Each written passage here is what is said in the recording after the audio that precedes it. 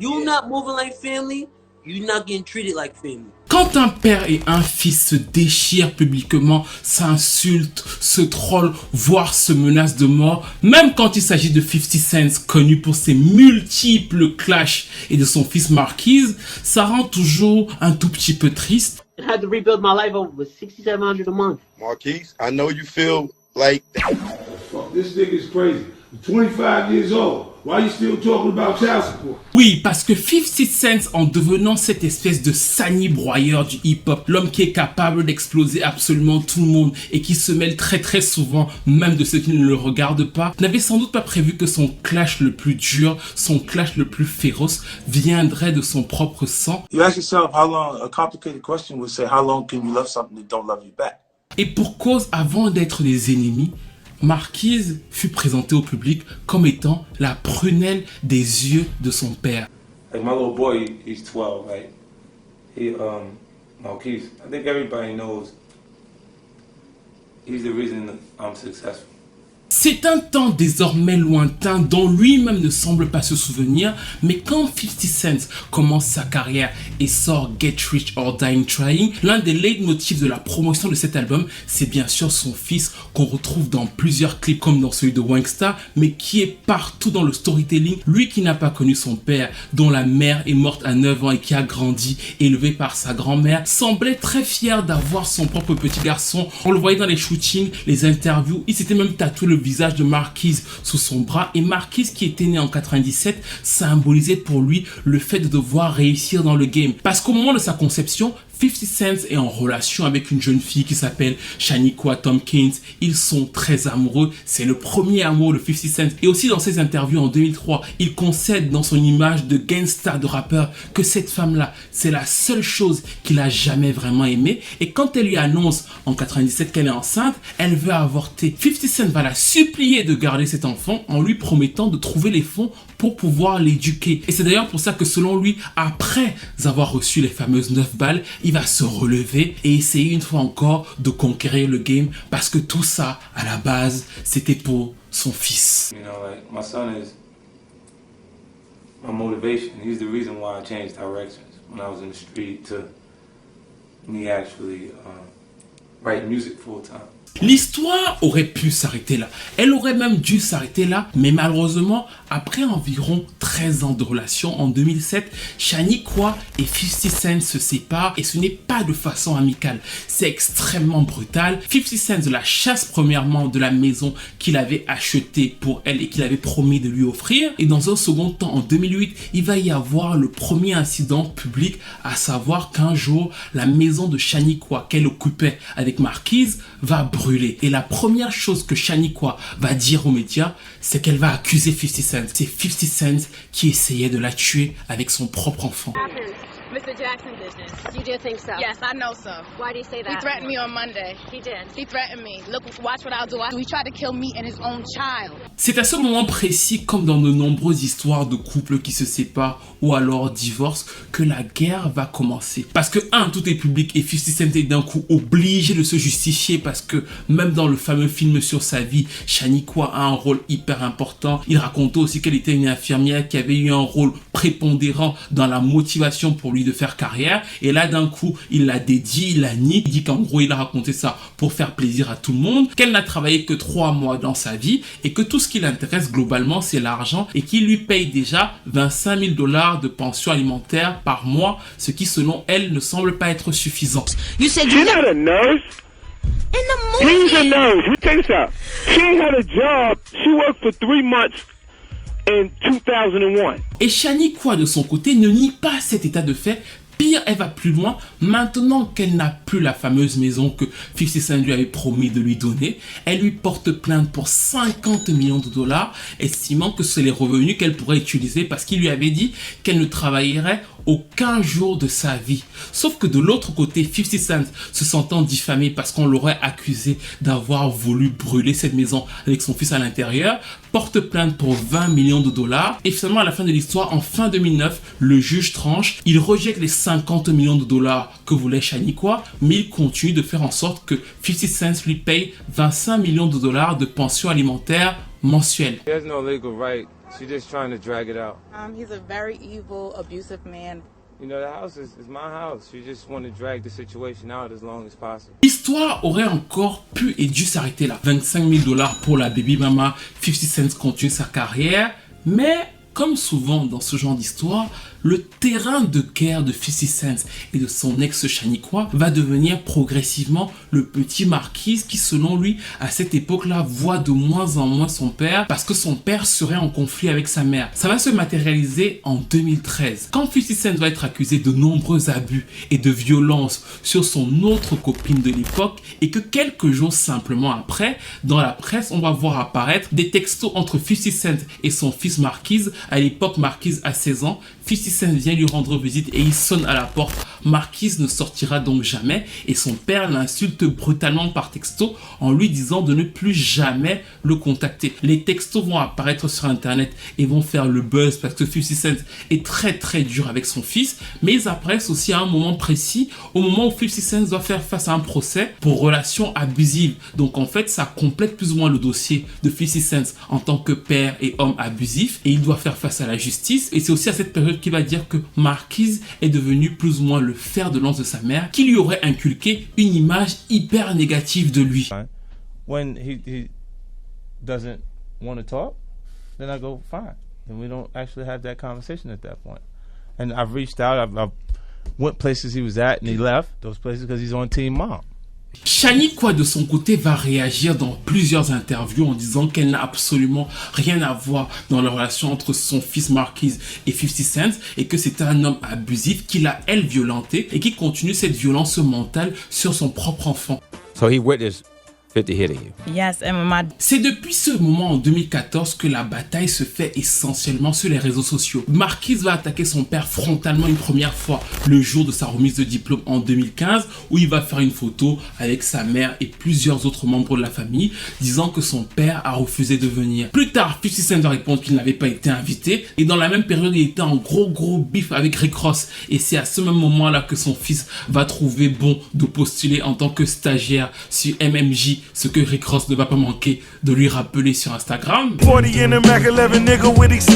Et 50 Cent, même s'il va faire semblant de ne pas être touché, va quand même à chaque fois ressortir cette image du père trahi dans Power. Ce que jouait son personnage qui finit par tuer son propre enfant. Cet état de fait va encore une fois enchaîner les différentes disputes avec Shaniqua sur les réseaux sociaux, qui va lui reprocher de souhaiter la mort à son propre enfant et qui va dire qu'en gros, elle est une excellente mère et que lui est uniquement jaloux parce qu'il n'a jamais eu de vraie mère et que même quand sa mère à lui vivait, elle ne vivait pas avec lui, elle l'avait abandonné chez sa grand-mère. I think me leaving him, it reinforced all those abandonment issues that he suffered as a child. And he never knew his dad. His mom died when he was 9, but he never lived with his mom. Pour vous dire les choses clairement, tout ça là, selon moi, n'était pas très intéressant.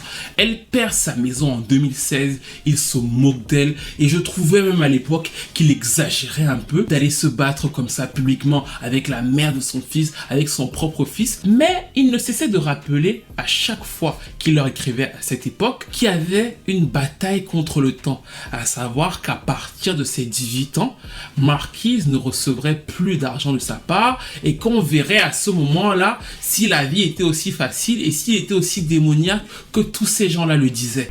Nigga look at that booty, be like, nah, 50 told us that shit wasn't right. I'm cool, I'm good. Cette étape-là va fatalement arriver. Le juge avait déjà un peu réduit ses revenus, passant donc de 25 000 $ à 6 700 $ vers la fin de l'année pour lui permettre aussi de savoir que les poches étaient en train de diminuer. Et à la même période, la mère, voulant plus ou moins trouver une nouvelle source de revenus, va essayer de faire de la télé-réalité, chose que 50 Cent va lui interdire alors qu'elle avait déjà tourné ses premières scènes. Pourquoi? Parce que dans le contrat qu'elle avait signé à la base pour pouvoir recevoir tout cet argent qu'elle recevait depuis des années, il était interdit qu'elle fasse de la télé-réalité. C'est là que Marquise, qui en réalité en grandissant devient encore plus une sorte de photocopie visuelle de son père, va décider de se lancer dans le rap. Et pour son premier single, qui s'appelait Different, pour signifier une sorte de différence avec son père, il va avoir exactement le même style musical, juste pour pouvoir le clasher et dire qu'en gros, même si son père est vivant, pour lui, il le considère comme mort. Et dans cette immersion dans le monde du hip-hop, il ne s'arrête pas là. Il va encore plus loin, ce qui, selon moi, va signer une déchirure brutale entre son père et lui. C'est qu'il va poser sur une photo désormais célèbre avec le fils de Supreme McGriff, le gangster, accusé d'avoir orchestré l'assassinat de 50 Cent, les fameuses 9 balles. La photo va faire le tour d'internet et 50 Cent va commenter en disant que si les deux se faisaient renverser par une voiture, ça ne le dérangerait pas trop.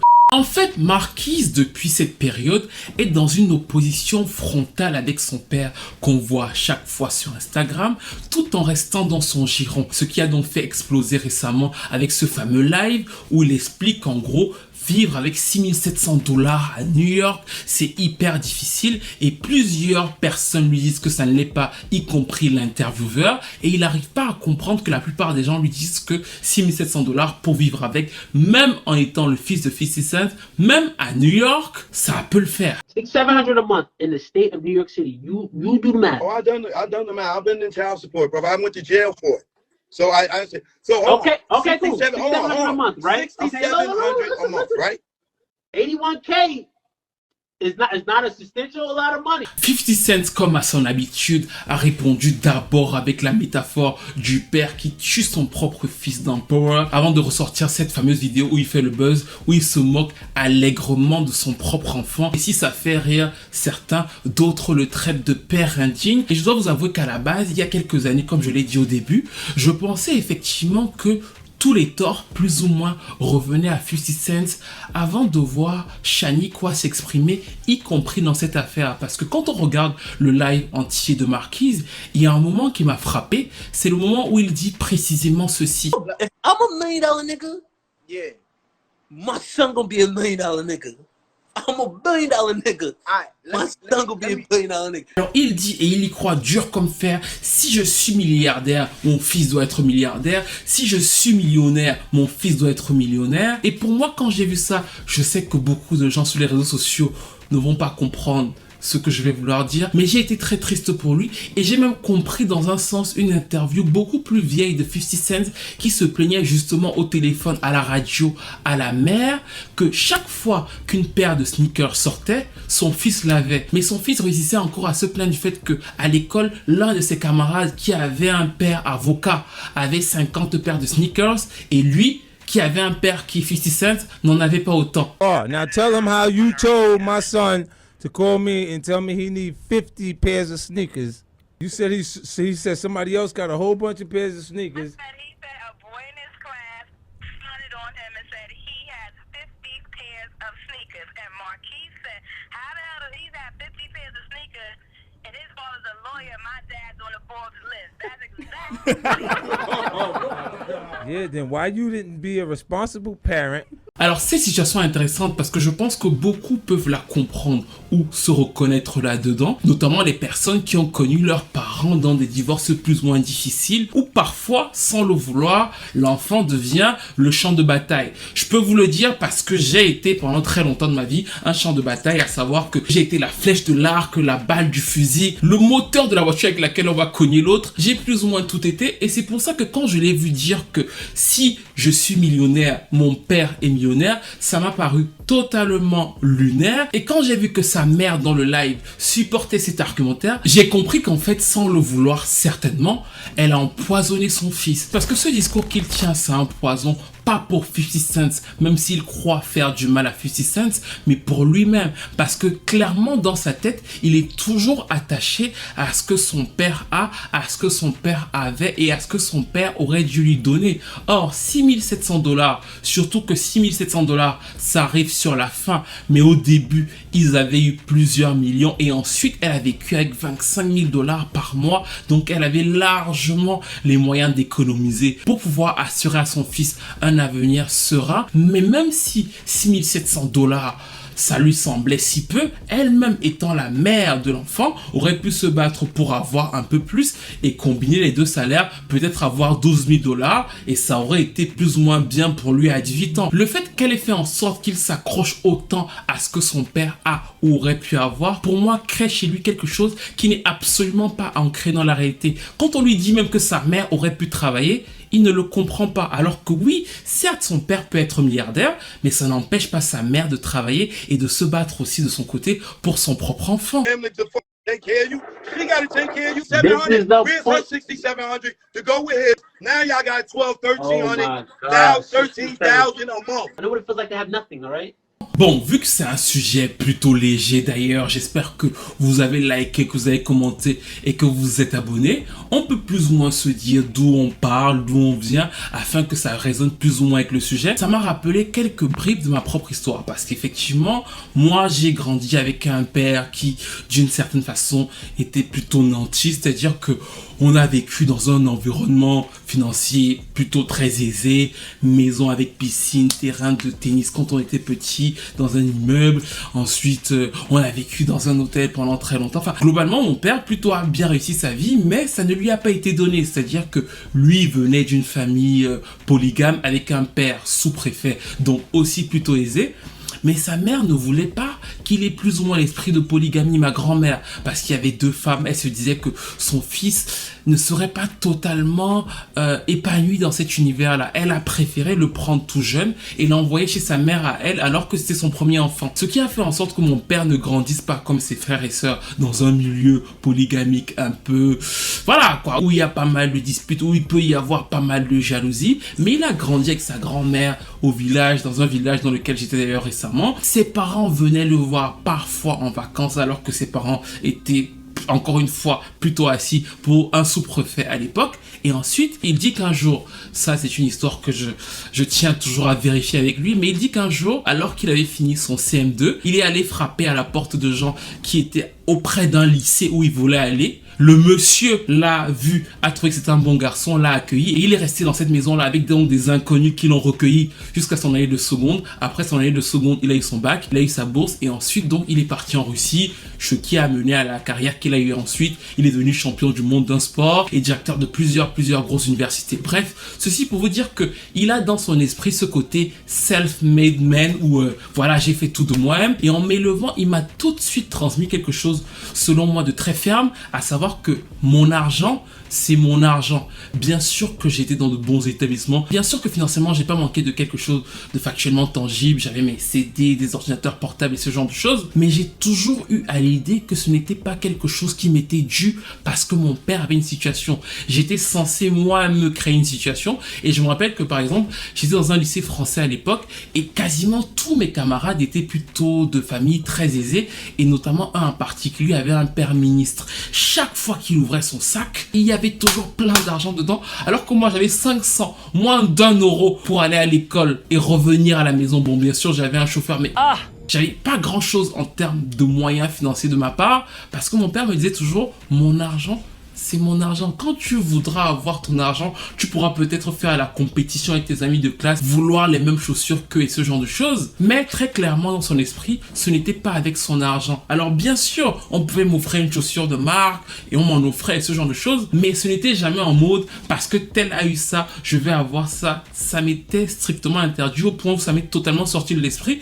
Et en grandissant, pour moi, ça a été une des choses les plus importantes qu'on m'ait apprises en fait, parce que je me suis toujours dit, faut que tu te fasses tes choses de toi-même. Et même si je ne suis pas le mec le plus riche de la planète Terre, c'est mon mindset et c'est peut-être l'une des choses dont je suis le plus fier que mon père m'ait appris, c'est-à-dire que fatalement, je suis assez indépendant de tout ce qu'il peut avoir, même si on n'a pas le même niveau de vie en fait. Donc voilà, je peux lui offrir quelque chose, je peux lui donner des choses sans me soucier du fait qu'il est pas ou ce genre de choses. C'est moi, je me construis à part. Et ce que moi je perçois pour avoir aussi eu 2 belles-mères pour le coup dans l'histoire de Marquise, c'est que finalement la mère Shaniqua, qui a aussi fait une longue interview que je vous conseille de regarder parce qu'elle dure 1h30, a pris son fils et lui a inculqué ce qu'elle voulait vivre. Elle a éduqué son fils en tant que fils de 50 Cent et elle a finalement oublié qu'elle éduquait quelqu'un qui était censé devenir un adulte et se démerder de lui-même et totalement se séparer quelque part de la réussite financière de son père. C'est d'ailleurs pour ça que 50 Cent clairement ne le respecte pas. Quand il dit que tu as 25 ans et tu passes ton temps à parler de pension alimentaire, c'est réel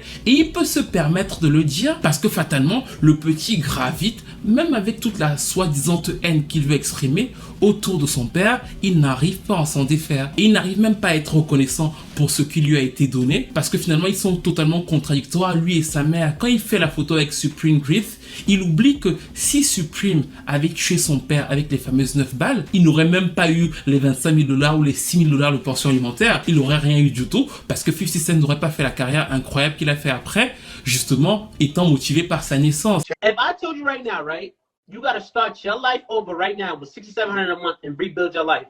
Yes. Can you do it? Il y a deux moments qui m'ont frappé dans son interview. Le premier, c'est quand on évoque le petit frère de Marquise, celui avec lequel 50 Cent s'affiche beaucoup plus, qui est souvent sur Instagram, et avec lequel Marquise n'a d'ailleurs aucun problème. Il dit d'ailleurs que si un jour les deux se rencontrent, ou si son petit frère a besoin de son aide, il sera tout à fait ouvert à le rencontrer, ou alors à l'aider. Quand on lui dit ça, la mère confirme, elle dit qu'effectivement Marquise est un bon garçon, et elle ajoute juste après ceci. That person, he really is. Like when people even try to pitch them against each other, oh, your brother this, your brother that. Marquise, like he's a kid. Like Marquise, little, like the like he's and I'll say something slick like they talking all this mess, but your father definitely has spent more. This pre-Instagram spent more time. You see the shit you just admitted you be saying? No, I'm being honest. I was with his father for 11 years, so Marquise has had more of his father than that little boy has had of his father. Et vu ce qu'elle a fait, le passage m'a fait rigoler parce qu'elle n'a pas dû se rendre compte de ce qu'elle a dit. C'est-à-dire que tout de suite après, elle précise que de toute façon, cet enfant-là qu'on voit sur Instagram ne peut pas avoir passé plus de temps avec 50 Cent que Marquise parce que elle est restée plus longtemps avec 50 Cent que la mère de ce petit garçon-là et donc elle est directement dans son objet de concurrence, de guerre, qui n'a absolument rien à voir avec la position de Marquise, mais qui est sur son propre ressentiment à elle en fait. Cette femme pour moi fait la guerre avec peut-être beaucoup de légitimité avec son ex et elle se sert petit à petit de son fils. Ça ne veut pas dire qu'elle est une mauvaise mère parce que certainement elle doit être une mère aimante, elle doit adorer son enfant, mais de fait les petits inserts qu'elle met autour ne lui servent pas à lui. Et un peu plus tard dans l'interview, ils reviennent sur le fameux événement de la graduation, la remise de diplôme. Et ce jour-là, je vous ai dit qu'en gros, Marquise avait fait un post sur Instagram regrettant le fait que son père n'avait pas voulu venir à cette remise de diplôme. Or, 50 Cent a dit qu'il n'avait jamais été prévenu. Et quand on lui demande à elle, elle dit qu'effectivement 50 Cent n'avait pas été prévenu, mais qu'elle a prévenu la tante de 50 Cent qu'elle connaissait, sa grand-mère qui vivait dans je ne sais pas quel endroit aux États-Unis. En gros, elle a prévenu certains membres de sa famille pour qu'ils soient plus ou moins au courant, mais elle a refusé de l'appeler lui. His grandmother was invited, his aunts were invited. This all his family. Bon, tu ne travailles pas. Cet homme, malgré tout ce que tu peux penser de lui, il a payé les études à ton enfant du début à la fin. Ça peut paraître pas grand-chose au vu de son immense carrière, mais il l'a fait quand même. De l'autre côté, cette remise de diplôme semble être importante pour ton fils, parce que s'il poste après que son père n'est pas venu, c'est qu'il aurait voulu que son père vienne. C'est simple de lui dire que appelle ton père, même si moi je peux pas le saquer, appelle-le et vois s'il peut venir en fait. C'est mieux que 50 Cent ne vienne pas alors qu'on l'a appelé, que tu nous expliques que oui, toi tu avais appelé une personne qui le connaissait, qui aurait pu lui dire, parce que toi tu fais le bras de fer avec lui. Et quand on te dit que malgré tout, le bilan c'est que tu ne l'as pas appelé, tu dis que oui mais je ne l'avais pas appelé à la remise de diplôme de ma fille et il est quand même venu. C'est-à-dire qu'à aucun moment pour elle, l'intérêt de son fils compte. Exactly, my daughter who graduated high school, we weren't together. This was after the house fire. That nigga found out her graduation, it was there. Ça ne veut absolument pas dire que 50 Cent c'est quelqu'un de bien, il a dû lui faire plein de coups de crasse, mais 50 Cent, et c'est son tort, n'a pas accès à son fils. C'est elle qui a accès à son fils et il le pousse plus ou moins à mener ses propres combats, pensant que ça va faire du mal à 50 Cent, et pour moi la personne que ça heurte le plus c'est malheureusement lui-même, parce que justement, juste après cette fameuse remise de diplôme, quand il va avoir 18 ans, 50 Cent qui se rappelait qu'il était passionné par les sneakers et malgré toutes leurs oppositions là, va proposer de lui ouvrir un business de sneakers en ligne. À l'époque, ce n'est absolument pas encore super populaire comme ça l'est actuellement. 50 Cent voit le coup venir et il se dit qu'en le faisant, Marquise aura un business qui va le rendre indépendant à vie, même si les deux ne peuvent pas se saquer. C'est comme ça donc que la transaction commence à se faire et au bout de la route, selon ce que raconte la biographie de 50 Cent, la mère décide de tout changer, d'annuler le projet de business de sneakers en ligne et de lui faire ouvrir une boutique à Atlanta. Une boutique qui fera faillite au bout de 2 mois. This is a man who helped me raise my daughter.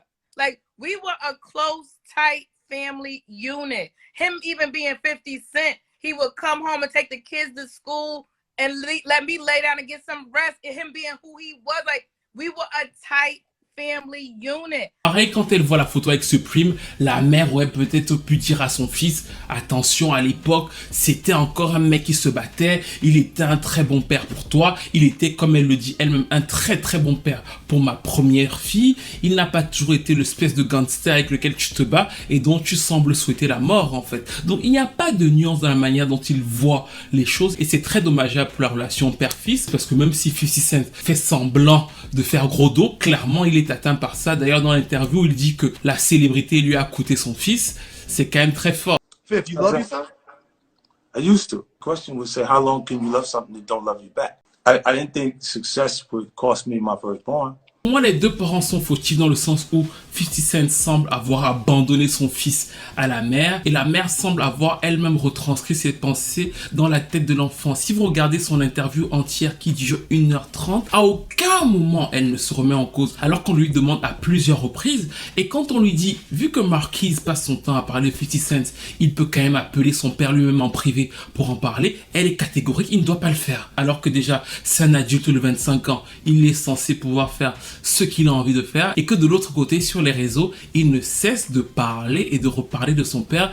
Là il a même lancé un challenge en disant que il est prêt à payer $6,700 à son père afin que celui-ci passe du temps avec lui, pendant que l'équipe de 50 Cent a répondu en backdoor que ce serait beaucoup plus simple au lieu de faire la tournée des médias de chercher à appeler son père au téléphone. Mais là encore, maman ne veut pas. You cheated before? I take accountability. I'm looking at you, Flip. I've cheated. Yeah. Bref, nous arrivons donc à la fin de cette vidéo qui était sur ce petit drama familial. Que pensez-vous de cette histoire? Est-ce que vous êtes beaucoup plus compréhensif de l'état d'esprit de 50 Cent? Est-ce que vous l'êtes beaucoup plus de celui de Shaniqua? Parce que de toute façon, je pense que nous serons d'accord sur le fait que Marquise est l'immense perdant de tout ça en fait. Parce que fatalement, il n'a pas de relation avec son père, mais il est tellement lui-même twisted dans sa manière de voir cette relation-là qu'il pense qu'il n'en a jamais eu assez. Il pense que ce qui lui a été offert n'a jamais été à la hauteur. Et je pense que c'est quelque chose que 50 Cent ne comprendra jamais parce que 50 Cent doit se dire dans son esprit, mais moi j'ai dû vendre de la drogue, mes parents sont morts super jeunes, celui-là j'ai quasiment fait ce que je pouvais pour lui financièrement et au final au lieu d'être grateful de ce que je lui ai quand même un tout petit peu apporté, il pose avec mes ennemis, avec des gens qui ont voulu me tuer et il se plaint de ne pas être milliardaire parce que je suis milliardaire. So while being a privileged child, he feels deprived when you had everything I didn't have. Donc en fait je pense que c'est quelque chose de très difficile à faire entrer dans la mentalité de 50 Cent, mais dans celle de beaucoup de pères qui se sont fait d'eux-mêmes et qui estiment qu'ils ont souffert, trimé pour avoir tout ce qu'ils ont et que leurs enfants ont la vie plutôt aisée. Et logiquement donc ça s'oppose à la mentalité de Shaniqua qui se dit que son fils étant le fils de 50 Cent aurait dû mériter tout ce qu'il y avait de bien sur cette planète Terre. Sauf que dans la manière dont elle l'a transmis à son fils, pour moi c'est un poison parce que ça ne s'arrêtera jamais en fait. Si 50 Cent leur avait donné $500,000, ils auraient demandé 1 million, ils auraient demandé 2 millions parce que fatalement c'est autre chose qui est recherché, c'est le champ de bataille, c'est le champ de guerre et on n'en sort jamais vraiment indemne. Donnez-moi vos avis dans les commentaires, fils ingrat ou père indigne, est-ce que vous voulez plus de ce genre de sujet un peu léger parfois sur la chaîne? Et bien sûr, n'hésitez pas à liker, à commenter, à partager, à vous abonner à la chaîne et je vous retrouve très vite pour une nouvelle vidéo.